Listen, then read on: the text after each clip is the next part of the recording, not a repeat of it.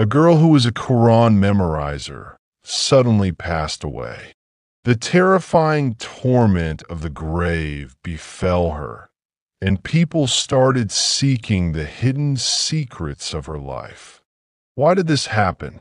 Stay with me until the end of the video to find out about this strange occurrence.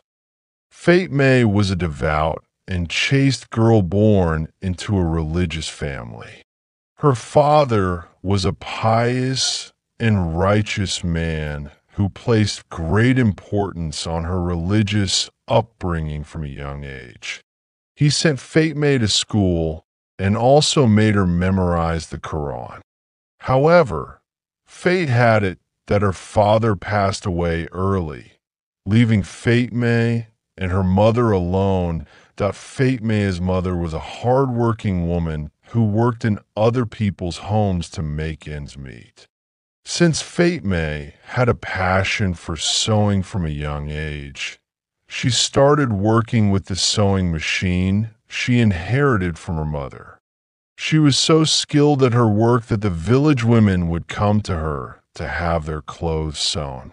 Fatme would sew the clothes with precision and delicacy and always resisted the client's insistence on paying her more, only accepting her fair wages one day.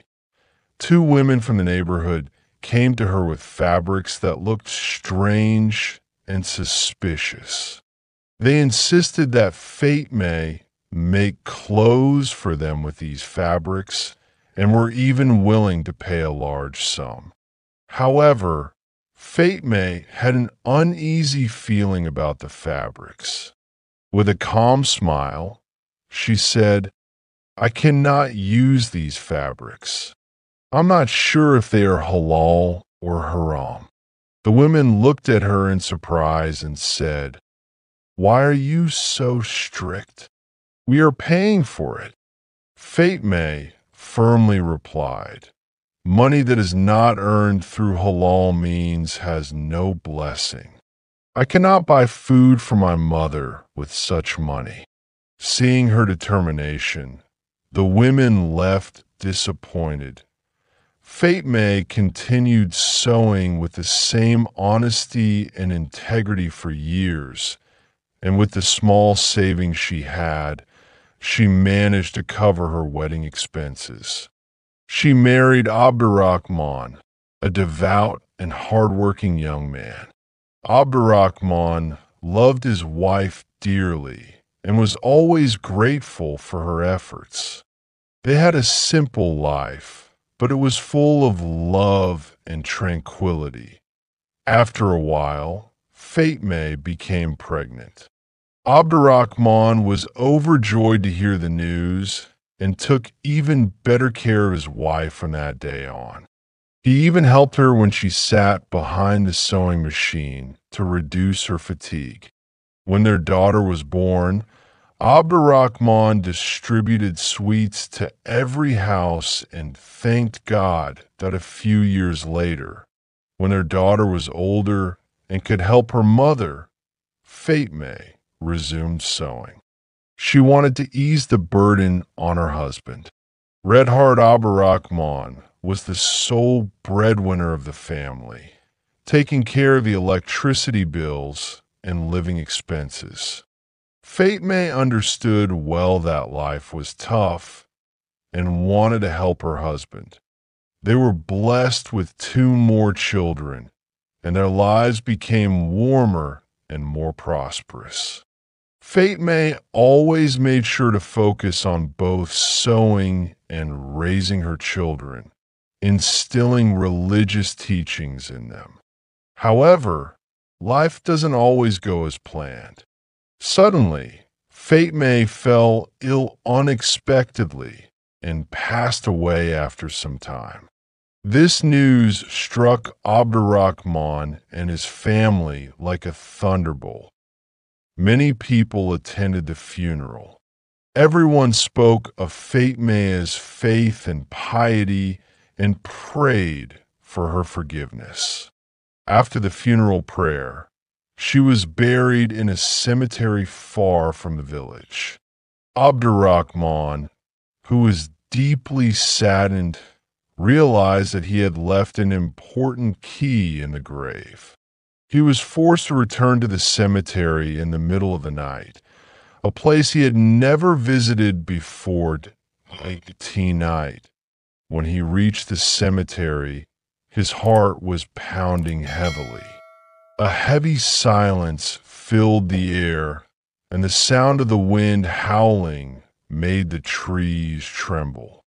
Abdurrahman, filled with fear and anxiety, went towards Fatma's grave and started digging the soil. At that moment, a voice came from behind him. "What are you doing here?" Abdurrahman turned around in terror and saw the cemetery guard looking at him with astonishment. He explained the situation, and the guard said in amazement, "What kind of woman was your wife that she is suffering such torment in the grave?" Abdurrahman was shocked and asked, "What torment?" The guard replied, "I saw flames on her lips and heard her horrifying moans."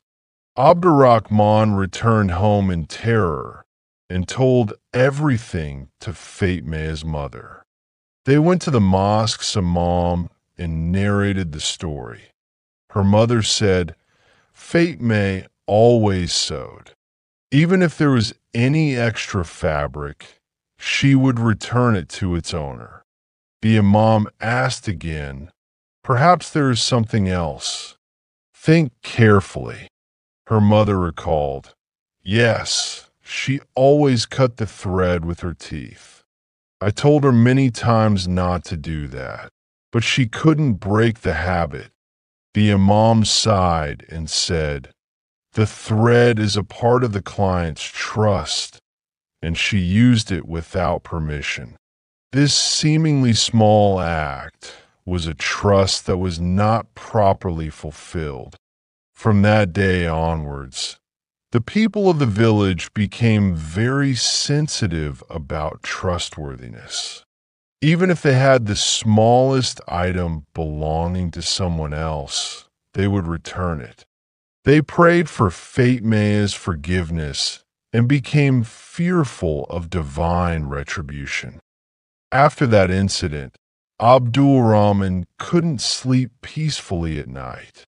He had horrifying nightmares where Fatima, with burnt lips and tearful eyes, asked for his help. Desperate and helpless, he turned to God and prayed until dawn for the forgiveness of his wife's soul. One night, he dreamt that Fatima approached him with a bright smile and a calm face. Her voice was gentle and soothing. She said, "Your prayers and the forgiveness of the owners to whom the threads belonged have freed me from the torment." Abdurrahman woke up with tears of joy streaming down his cheeks. From then on, he went to the cemetery every Friday, recited Fatiha for Fatima, and gave charity in her memory. This incident became a great lesson for him and the villagers. They all realized that even the smallest rights of others must be respected. They vowed to be more precise in their trustworthiness and never to violate anyone's rights, even if it was as small as a piece of thread. This story reminds us that even small things like a piece of thread are considered a trust and should not be betrayed. Dear friends, if you like this video, don't forget to like and subscribe to the Sabhan Voice channel. Thank you for staying with me until the end of the video.